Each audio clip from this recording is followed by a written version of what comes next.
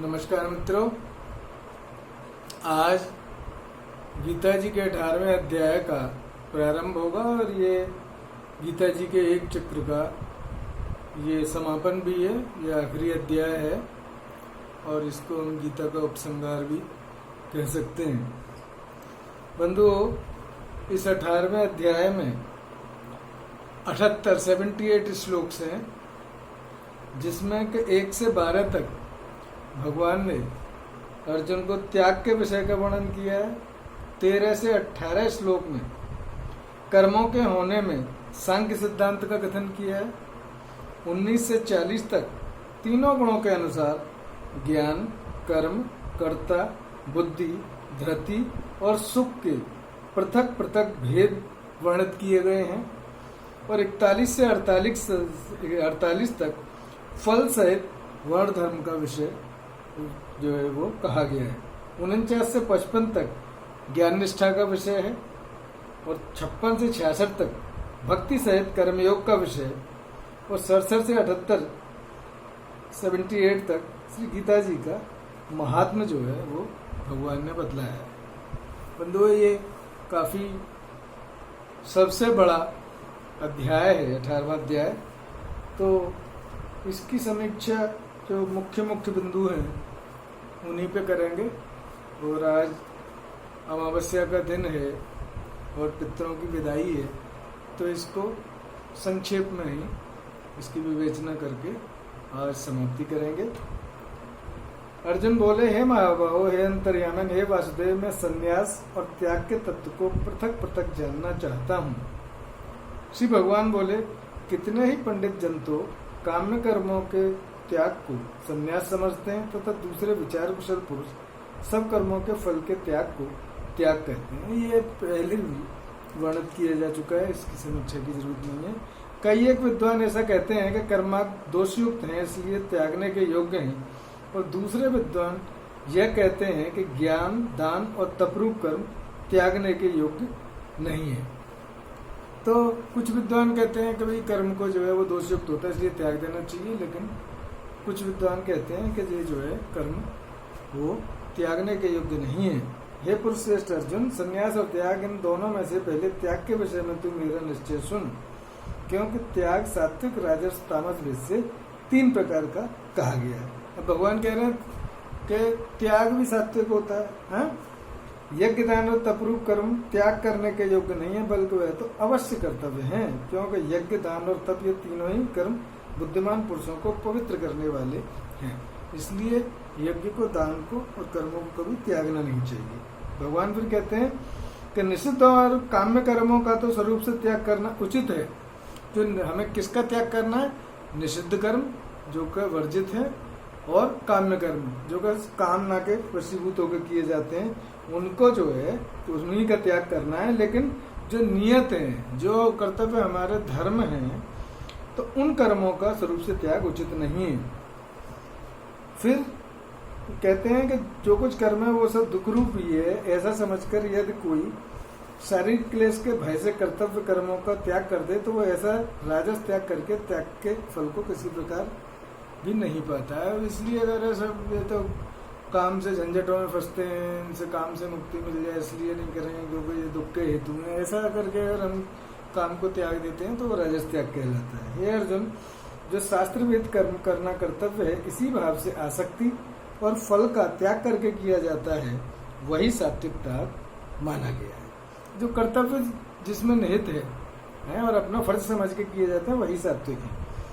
और भगवान कह रहे हैं कि भाई क्योंकि जो शरीरधारी किसी भी मनुष्य के द्वारा संपूर्णता से सब कर्मों का त्याग किया जाना शक्य नहीं है, इसलिए जो कर्म फल का त्यागी है वही त्यागी। भगवान कहते हैं त्यागी वो है जिसने कर्म को नहीं त्यागा है, बल्कि कर्म के फल को और कर्म में जो कर्तव्य अभिमान है उसका त्याग कर दिया।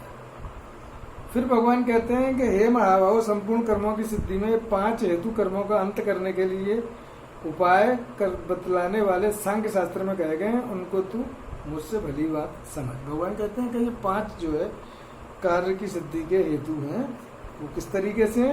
अधिष्ठान, कर्ता, विभिन्न प्रकार के कर्म और नाना प्रकार की अलग अलग चेष्टाएं। वैसे ही 5वां हेतु दैव है। दैव बोलते हैं जो हमारे पूर्व जन्म का प्रारब्ध जो संस्कार होता है उसको देव कहते हैं, क्योंकि वो हमें पता नहीं है, लेकिन वो अचानक ही फल देना, इस जन्म में फल देना चालू कर देता है, जिसके लिए इस जन्म में आपने कुछ भी नहीं किया। मनुष्य मन, वाणी और शरीर से शास्त्रानुकूल अथवा विपरीत जो कुछ भी कर्म करता है उसके ये 5 ही कारण होते हैं। फिर भगवान कह रहे हैं कि ज्ञाता, ज्ञान और ज्ञेय ये 3 प्रकार की कर्म प्रेरणा है, और कर्ता, करण तथा क्रिया ये 3 प्रकार का कर्म संग्रह है। ज्ञाता बोलते हैं जानने वाले को, और ज्ञान बोलते हैं जिसके द्वारा जाना जाए, उसका नाम ज्ञान है, और ज्ञेय जानने में आने वाली वस्तु को ज्ञेय बोलते हैं। कर्म करने वाले का नाम कर्ता है, जिन साधनों से कर्म किया जाए उसका नाम करण है, और करने का नाम क्रिया है। और फिर भगवान कहते हैं कि जो कर्म शास्त्र विधि से नियत किया हुआ है और कर्तापन के अभिमान से रहित होकर फल न चाहने वाले पुरुष द्वारा बिना राग द्वेष के किया गया हो, वह सात्विक जो है वो कर्म कहा जाता है। और जो अहंकार युक्त पुरुष द्वारा किया जाता है, किसी भोग की इच्छा या फल की इच्छा के द्वारा, वो राजस है। और जो काम जो है वो परिणाम, हानि, हिंसा, इन सबको न विचार करके और सामर्थ्य को न विचार करके अज्ञान से आरंभ किया जाता है, वो तामस कहा जाता है। तो इसी तरीके से बुद्धि भी सात्विक, राजसी और तामसी होती है। इसी तरीके से हमारा जो धारणा है वो भी सात्विकी, राजसी और तामसी होती है। तो भगवान कहते हैं कि हे धनंजय, अब तू बुद्धि का और धृति का भी गुणों के अनुसार 3 प्रकार के भेद मेरे द्वारा संपूर्णता से विभाग पूर्वक सुन। तो ये समझ लीजिए कि ये सभी चीजें ये भगवान ने जो 3 तरह की बतलाई गई हैं, और ये जब आप इसको पढ़ेंगे तो आपको ये हो जाएगा, ये पता चल जाएगा कि किस तरीके से भगवान जो है वो सात्विकी जो है प्रकृति को धारण करने के लिए, सात्विक बुद्धि से, सात्विक कर्म करने के लिए और यज्ञ कर्म करने के लिए, और निष्कामता से और निराभिमान होके और फलासा का त्याग करने के लिए जो है वो जो पूरे गीता में अर्जुन को प्रेरित करते हैं।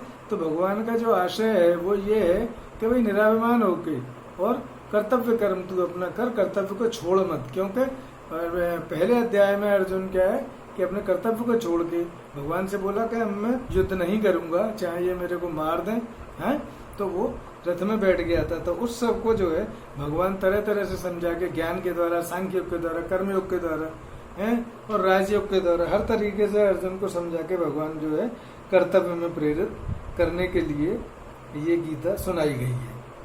अब आगे भगवान कहते हैं कि जो किस किस तरीके से है कि भाई अंतःकरण का निग्रह करना, इंद्रियों का दमन करना, धर्म पालन के लिए कष्ट सहना, बाहर भीतर से शुद्ध रहना, दूसरों के अपराधों को क्षमा करना, मन, इंद्रिय, शरीर को सरल रखना, वेद शास्त्र, ईश्वर और परलोक आदि में श्रद्धा रखना, वेद शास्त्रों का अध्ययन अध्यापन करना और परमात्मा के तत्व का अनुभव करना, ये सब ही सब ब्राह्मण के स्वाभाविक कर्म है। अब भगवान कह रहे हैं कि ये तो ब्राह्मणों के कर्म हो गए। अब क्षत्रियों का वो जो है कर्म बता रहे हैं, वो क्या है?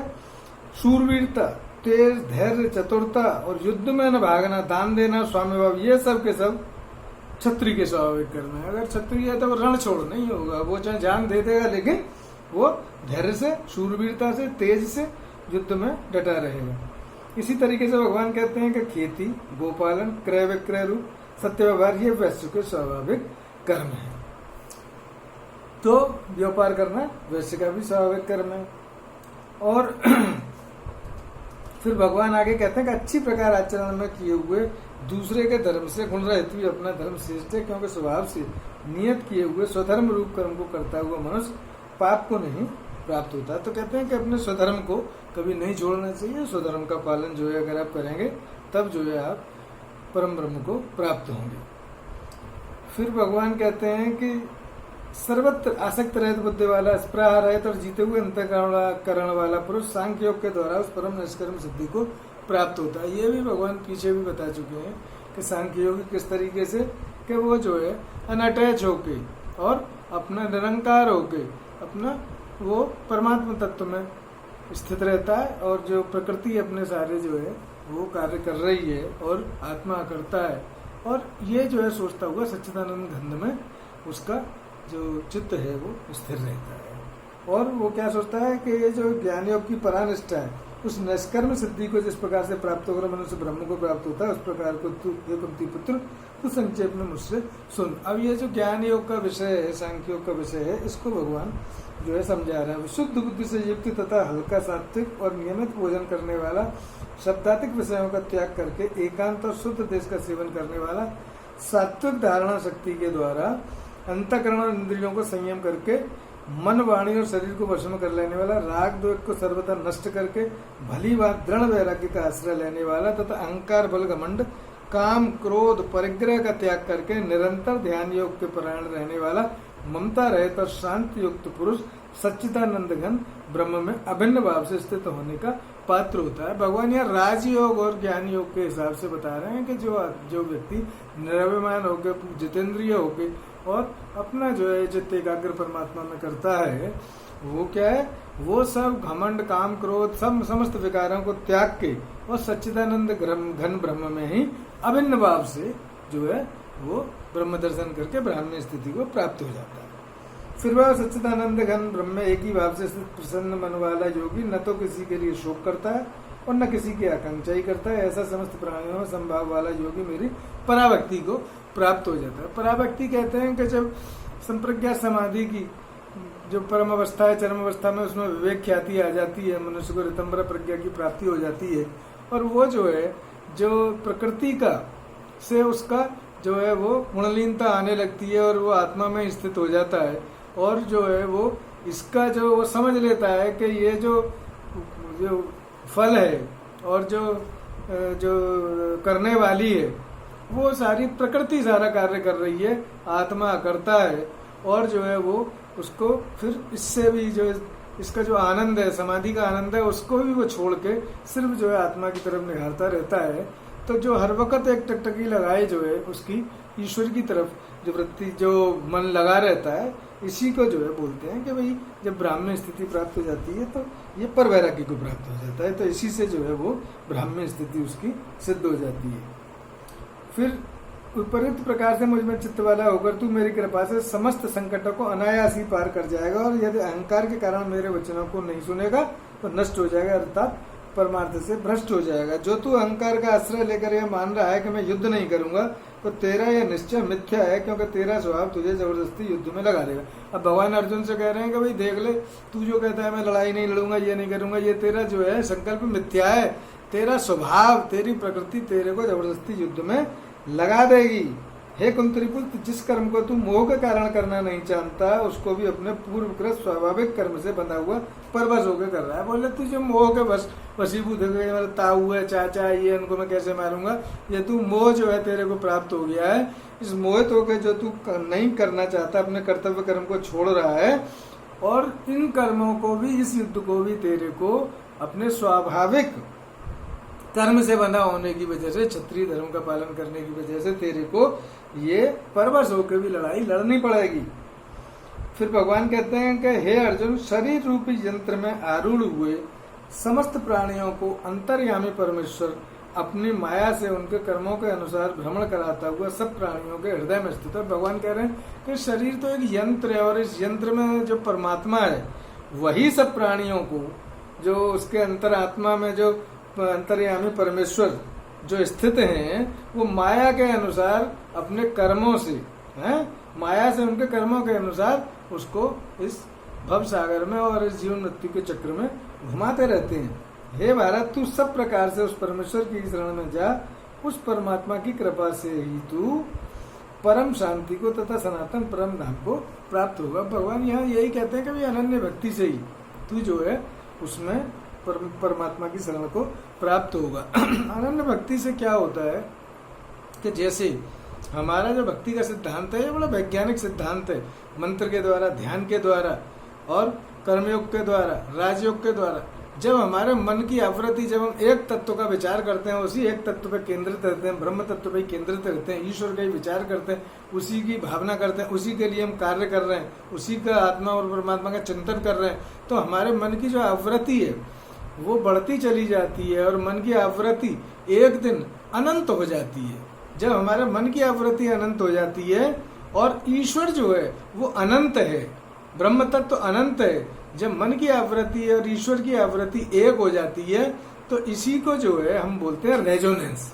एक रेजोनेंस पैदा होता है और जो है हमारा जिस तरीके से हम रेडियो को लगाते हैं तो हमारी जो रेडियो की फ्रीक्वेंसी, जो तरंगें, जो ध्वनि तरंगें रेडियो स्टेशन से आ रही हैं, उसकी जब फ्रीक्वेंसी हमारे रेडियो की फ्रीक्वेंसी से जब मिलाने से मैच हो जाती है तो रेजोनेंस हो जाती है। और वो जो रेडियो स्टेशन से जो हमें उद्घोष होता है, चाहे वो समाचार हो, गाने हो, कुछ भी हो, वो हमें सुनाई देने लगता है। इसी तरीके से ये जो भक्ति है और जो ये योग है, ये रेजोनेंस पे आधारित है कि जब हमारे मन की आवृत्ति धैर्य अनंत, श्रद्धा अनंत, विश्वास अनंत भी हो, धैर्य अनंत, श्रद्धा अनंत, विश्वास अनंत भी होए और जीवन मुकत में देर नहीं, जो गुरु कृष्णा हो, तो असीम धैर्य के साथ, धैर्य, श्रद्धा अनंत, अनलिमिटेड श्रद्धा के साथ और विश्वास, ये कॉन्फिडेंस है कि भगवान मेरा बेड़ा पार करेंगे और मेरी साधना सफल होगी। जब इसके साथ में अपने मन को परमात्मा में लीन करता है, प्राणों को जो है परमात्मा में अर्पित करता है हर सांस के साथ में, तो फिर क्या है, उसके तार झंझन आ जाते हैं और मन की फ्रीक्वेंसी अनंत हो जाती है। और जब मन की अनंत फ्रीक्वेंसी अनंत हो जाती है और वो बनी रहती है तो रेजोनेंस होता है और ब्रह्म साक्षात्कार होके हम जो है ब्राह्मी स्थिति की तरफ बढ़ने लगते हैं। और फिर जो समाधि का आनंद है उसको भी जब त्याग देते हैं तो फिर क्या होता है, पर वैराग्य की तरफ जो है दर्शन से चलते चले जाते हैं। और पर वैराग्य के द्वारा जो हमारी पराभक्ति है, पराभक्ति से हम परमात्मा में लीन हो जाते हैं और परमात्मा जो है, जैसा है, जितना है, वैसा का वैसा हमें महसूस होने लगता है। सो भगवान कहते हैं कि भाई हे अर्जुन, तू मुझ में मन वाला हो, मेरा भक्तवन, मेरा पूजन करने वाला हो और मुझको प्रणाम कर। ऐसा करने से तू मुझे ही प्राप्त होगा, यह मैं तुझे सत्य प्रतिज्ञा करता हूँ, क्योंकि तू मेरा अत्यंत प्रिय है। फिर आगे भगवान कहते हैं कि संपूर्ण धर्मों को अर्थात संपूर्ण कर्तव्य कर्मों को मुझ में त्याग कर तू केवल एक मुझ सर्वशक्तिमान सर्वाधार परमेश्वर की शरण में आ जा, मैं तुझे संपूर्ण पापों से मुक्त कर दूंगा, तू शोक मत कर। अब भगवान कह रहे हैं कि भाई ये तू शोक को त्याग दे, तू सिर्फ मेरा चिंतन कर, मेरी शरण में आ जा और मेरे लिए सारे कर्तव्य कर्म कर और गांडीव उठा और तू युद्ध के लिए तैयार हो जा। और ये भाई शंख बज चुके हैं, घंटे घड़ियाल बज चुके हैं, रणभेरी बज चुकी है और तू युद्ध के लिए तैयार हो जा और युद्ध में लग जा। अब भगवान आगे कहते हैं कि हे पार्थ, क्या इस गीता शास्त्र को तूने एकाग्र चित्त से श्रवण किया? और हे धनंजय, क्या तेरा ज्ञान जनित मोह नष्ट हो गया? भगवान जब गीता पूरी सुना दी तब आखिर में पूछते हैं कि भाई क्या अर्जुन तूने ये ढंग से सुन लिया है, तेरी समझ में आ गया है ये योग? और क्या तेरा जो है अज्ञान जनित जो मोह था, जिसकी वजह से तू मोहित होकर लड़ाई को छोड़ के बैठ गया था, क्या तेरा वो अज्ञान जनित मोह नष्ट हो गया है? तो फिर अर्जुन क्या कहता है, नष्टो मोह स्मृतिर्लब्धा त्वत्प्रसादान मयाच्युत स्थितो अस्मि गत संदेह करिष्ये वचनम। तब अर्जुन बोले, हे अच्युत, आपकी कृपा से मेरा मोह नष्ट हो गया है और मैंने स्मृति प्राप्त कर ली है। अब मैं संशय रहित होकर स्थित हूँ, अतः आपकी आज्ञा का पालन करूंगा। अब अर्जुन को स्मृति प्राप्त हो गई है, तो हमारा जो अनंत स्वरूप है, जो ब्रह्म रूप है, जो आत्म रूप है, उसकी स्मृति ही समाधि है। जब हमें अपने स्वरूप की दर्शन हो जाता है, ब्रह्म दर्शन हो गया, तो हमें स्मृति प्राप्त हो गई। और पहले हम सोच रहे थे कि दृष्टा और दृश्य का संयोग, कि जो प्रकृति है ये दृश्य है, आत्मा दृष्टा है, और जो संयोग है वो अज्ञान जनित ग्रंथि से संयोग होता है। वो अज्ञान का नाश हो गया ऋतंबरा प्रज्ञा में। जब अज्ञान का नाश हो जाता है तो प्रकृति पुरुष वियोग है और यही योग है, तो वो योग को प्राप्त हो गया। अब जो है संजय बोले, इस प्रकार मैंने श्री वासुदेव के और महात्मा अर्जुन के अद्भुत रहस्ययुक्त रोमांचकारक संवाद को सुना। अब संजय कह रहा है धृतराज से कि इस प्रकार मैंने जो है ये महात्मा अर्जुन के और अद्भुत श्री वासुदेव कृष्ण के इस संवाद को सुना। व्यास जी की कृपा से दिव्य दृष्टि पाकर मैंने इस परम गोपनीय योग को अर्जुन के प्रति कहते हुए स्वयं योगेश्वर भगवान श्री कृष्ण से प्रत्यक्ष सुना है। अब जो हर जगह आप सुन रहे हैं कि व्यास जी की कृपा से दिव्य दृष्टि पाके, तो जो योग की प्राप्ति है और योग का जो दर्शन है वो दिव्य दृष्टि के ही द्वारा होता है। जब तक दिव्य दृष्टि की प्राप्ति नहीं होगी तब तक जो है परमात्मा का दर्शन नहीं होगा। तो यही इसमें कहा गया, हे राजन, भगवान श्री कृष्ण और अर्जुन के रहस्युक्त कल्याणकारक और अद्भुत संवाद को पुनः पुनः स्मरण करके मैं बार बार हर्षित हो रहा हूँ। और हे राजन, श्री हरि के उस अत्यंत विलक्षण रूप को भी पुनः पुनः स्मरण करके मेरे चित्त में महान आश्चर्य होता है और मैं बार बार हर्षित हो रहा हूं। अब आखिर में कहते हैं, तत् यत्र योगेश्वर कृष्णो यत्र पार्थो धनुर्धर तत्र श्रीर विजयो भूतिर ध्रुव नीतिर मतिर मम। हे राजन, जहाँ योगेश्वर भगवान श्री कृष्ण है और जहाँ गांडीव धनुषधारी अर्जुन है, वहीं पर श्री विजय, विभूति और अचल नीति है, ऐसा मेरा मत है। ओम तत्सत। श्रीमद् भगवद गीतासु उपनिषत्सु ब्रह्म विद्यायाम योग शास्त्रे श्री कृष्ण अर्जुन संवादे मोक्ष संन्यास योगो नामाष्टादशो अध्याय। हरि ओम तत्सत। तो इस तरह भगवान कहते हैं कि हे राजन, यहाँ श्री योगेश्वर जहाँ पे भगवान श्री कृष्ण योगेश्वर भगवान श्री कृष्ण है और जहाँ धनुर्धारी अर्जुन है, वहीं पर श्री विजय है, वहीं विजय है और विभूति है और अचल नीति है, ऐसा मेरा मत है। तो इस तरीके से ये जो गीता कही गई है, ये अज्ञान जनित अंधकार का नाश करने के लिए और जो अर्जुन कर्तव्य विमूढ़ हो रहा था उसको कर्तव्य में प्रेरित करने के लिए ये गीता का ज्ञान दिया गया है। और इसी तरीके से हमारे मन को भी, अगर हम गीता का नित्य पाठ करते हैं तो कृष्ण हमारी आत्मा है, हमारा भ्रमित मन ही अर्जुन है। और जो हमारे अंतःकरण में, जो हमारे मन में कन्फ्लिक्ट हो रहे हैं, वही जो है वो महाभारत के कन्फ्लिक्ट हो रहे हैं। और उन जो है उस अंदर की महाभारत को, भीतर जो दो संसार है, एक बाहर का संसार, एक भीतर का संसार, जो अंदर का संसार है वो हमारे मन में चल रहा है और बाहर का संसार भी हमारे मन में आ जाता है विचारों के रूप में, भावों के रूप में। तो जो अंदर का संसार है उसको तोड़ना बहुत कष्टकारी होता है। तो जब अंदर का संसार वैराग्य से जब आप तोड़ देते हैं, अभ्यास से और वैराग्य से, ज्ञान योग में जब जाते हैं तो आप भीतर के संसार को तोड़ देते हैं, वैरागी हो जाते हैं, अंदर का संसार चूर चूर हो गया। वेदना होती है डेफिनेटली, लेकिन तोड़ के फिर आप जो है सांख्य योग की तरफ जाते हैं, ज्ञान योग की तरफ। लेकिन भक्ति योग में क्या है, भक्ति योग में उस संसार को आप ईश्वर का मान लेते हैं कि भाई ये संसार मेरा ईश्वर का शरीर है और मैं इस ईश्वर की पूजा कर रहा हूँ, मैं ईश्वर की भक्ति कर रहा हूँ। तो उससे क्या होता है कि वो जो है या तो वो अंदर के संसार को तोड़ दो, या अंदर के संसार में पूरे ईश्वर को और बाहर को, पूरे संसार को वसुधैव कुटुंबकम करके आप पूरे संसार को अपने हृदय में बसा लो। दो ही तरीके हैं, या तो भीतर के संसार को तोड़ दो या सारे संसार को अपने मन में बसा लो कि ये मेरे कन्हैया जी का संसार है।